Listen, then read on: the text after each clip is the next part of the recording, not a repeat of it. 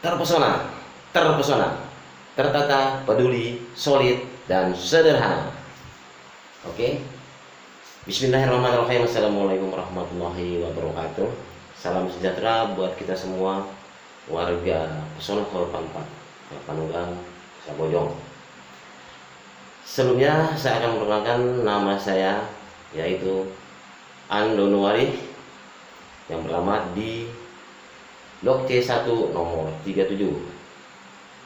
Saya berusia saat ini 46 tahun dengan istri bernama Siti Rosnani, dengan dua anak saya yang bernama Sari Praswari Takbir dan Muhammad Wijokongko.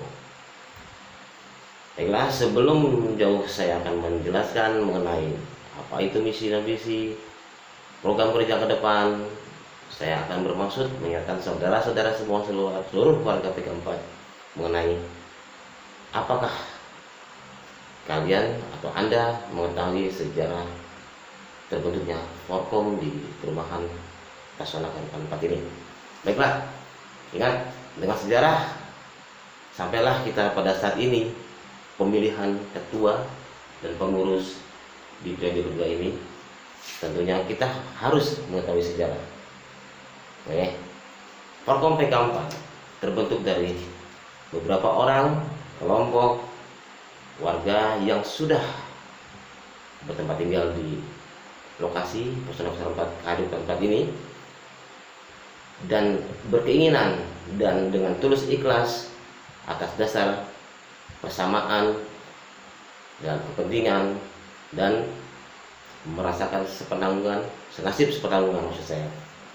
Maka dari beberapa orang ini, atas dasar kerukunan warga dan kemajuan PK4 ke depan, mereka membuat suatu paguyuban yang mana pertama kali diadakan di Taman Budaya Haji Bubur, yang diperkasai oleh beberapa yang kita kenal, diantaranya Pak Niko, Pak Sofian, Pak Hendra, Pak Hartono, Pak Dodi, dan banyak lagi saudara-saudara kita, teman-teman kita, keluarga dan tetangga yang pertama kali di PK4 ini berkumpul dan membuat satu struktur Forkom PK4 ini, dan akhirnya muncullah satu organisasi kepengurusan Forkom 4 yang mana diketuai oleh Pak Hendra, dan berikut struktur di bawahnya.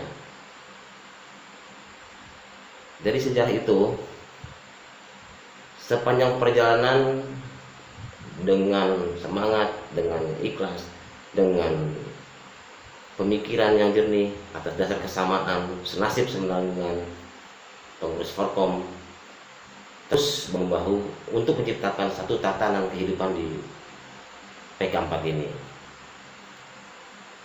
Hingga pada waktunya atau pada periodenya, memang sejarah mengatakan dan punya prinsip adalah selalu kembali berulang. Nah, tentunya pada saat ini, pada jangka waktu dekat ini, akan ada pemilihan ketua Forkom baru. Nah, itulah sedikit sejarah dari terbentuknya Forkom di PK4. Saya secara pribadi mengucapkan banyak terima kasih kepada para pengurus dan seluruh struktur yang ada di bawahnya yang telah merintis dan telah membuat suatu tatanan di PK4 yang dari awal mereka konsentrasi dan sedikitnya atau setidaknya sudah mempunyai hasil yang baik dan mungkin bisa dirasakan oleh warga PK4. Dengan rasa hormat dan bangga kepada pengurus Forkom sebelumnya, pada hari ini saya dengan sadar dan ikhlas mencoba untuk memfasilitasi warga PK4 dalam pemilihan ketua Forkom periode 2 ini. Baiklah, saya akan jelaskan apakah misi dan visi saya apabila terpilih menjadi ketua Forkom di Pesona Korban 4 ini. Baiklah, misi dan visi tidak akan jauh berbeda dengan kepengurusan sebelumnya. Semuanya adalah untuk menata kehidupan bermasyarakat di PK4 demi terciptanya kerukunan, kekompakan, solidaritas, dan rasa aman di lingkungan perumahan PK4 ini. Dan secara detail sudah dituangkan di dalam ADART yang terbentuk di kepengurusan Forkom sebelumnya, yaitu di mana visi dari Forkom ini adalah sebagai wadah komunikasi warga PK4 yang mandiri, amanah, terbuka, bertanggung jawab, religius, harmonis, dan mengedepankan kerukunan warga.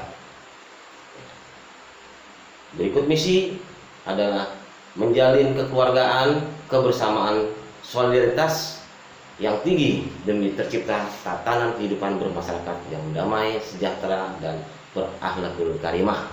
Insya Allah itulah yang ada dituangkan dalam ADART mengenai visi dan misi kepengurusan Forkom PK4. Dan itu akan menjadi landasan saya atau kami dengan struktur di bawahnya nanti untuk menjalankan apa yang menjadi aspirasi warga PK4, yang mana dalam pasal-pasal tertentu di ADART adalah kekuasaan tertinggi adalah di tangan warga PK4 secara keseluruhan. Dan saya sadar itu bahwa ketua Forkom nanti siapapun yang terpilih adalah sebagai mandat dari warga PK4. Demikian visi dan misi. Lanjut untuk program kerja, apabila saya terpilih, program kerja atau langkah pertama yang akan saya lakukan adalah pembentukan struktur di bawah saya seramping mungkin, seefektif mungkin, dan akan mengedepankan para koordinator blok sebagai motor agar kinerja program kerja dari pengurusan nanti berjalan. Yang jelas, sebagai motor mesin utama penggerak kegiatan masyarakat adalah di koordinator. Maka itu program kerja kami jelas titik berat ada di koordinator blok yang akan kami bentuk, di mana koordinator blok berperan penting untuk memberi sebuah apresiasi kepada warga di blok masing-masing yang selalu mengedepankan kegiatan-kegiatan positif dan agenda-agenda kerja, di mana kedepannya kegiatan masyarakat yang positif akan menjadi persaingan di antara blok lain demi kemajuan PK4 tentunya. Maka dari itu kami akan membentuk satu struktur yang lebih menitik beratkan di para koordinator blok nantinya. Dan tentunya sebagai kepengurusan kita adalah satu, yang mana sebagai pelayan dari warga PK4 umumnya. Setelah struktur terbentuk, maka kami akan lanjut ke step berikutnya dalam program kerja kita, yaitu adalah merealisasikan pembentukan RT RW di lingkungan PK4 dengan berkoordinasi dengan pihak pemerintah desa setempat untuk mempercepat realisasi pembentukan RT dan RW di PK4. Itu adalah program kerja kedua, atau bisa jadi dibilang yang pertama. Struktur adalah sebagai fasilitas, namun program kerja inti adalah pertama merealisasikan, mempercepat mengenai pembentukan RT dan RW di perumahan PK4 ini.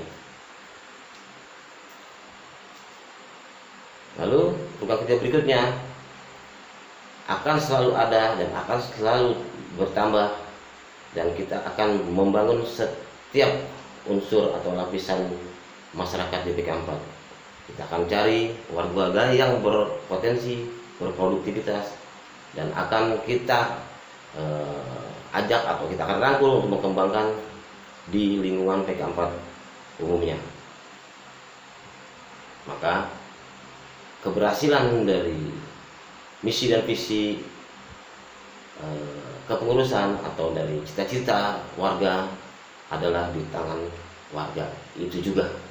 Dan kami sebagai pengurus adalah sebagai wadah dan memberi arahan atau dalam arti monitoring, dan tentunya juga adalah sebagai penggerak untuk giat masyarakat di PK4. Lalu apa yang menjadi tujuan utama saya mencalonkan diri saya sebagai ketua Prokom berikutnya, insya Allah atas dasar kesadaran saya sebagai warga tentunya di PK4 ini yang ingin melihat lingkungan, tetangga, dan rekan-rekan sebuah PK4 seperti keluarga sendiri, yang mana kita tidak akan bisa hidup tanpa tetangga atau tanpa teman dan rekan. Mari kita saling bahu-membahu demi kemajuan PK4. Harapan saya pribadi, semoga tatanan kehidupan, tatanan hidup bermasyarakat di PK4 tercipta kerukunan, kekompakan, solidaritas, tenggang rasa, hubungan religi, dan sebagainya terwujud di PK4 ini. Mari kita sama bergandengan tangan wujudkan masyarakat yang madani, insya Allah. Dan paling penting adalah semoga kita bisa hidup saling makmur, memakmurkan, yang mana mari kita berpesta bersama dan saling menghidang bersama. Bersama kita menanam, bersama kita memanen, dan selalu merindukan hasil panen yang merindang, menjanjikan kepuasan untuk seluruh warga PK4, insya Allah. Demikian visi dan misi atau biodata atau sejarah dalam kesempatan ini saya sampaikan kepada Bapak Ibu semua agar bisa memahami apa isi hati saya. Tidak ada kepentingan satupun kecuali menjadi warga PK4 yang adil, damai, sejahtera, hidup saling memakmurkan. Terima kasih. Wassalamualaikum warahmatullahi wabarakatuh. Terima kasih.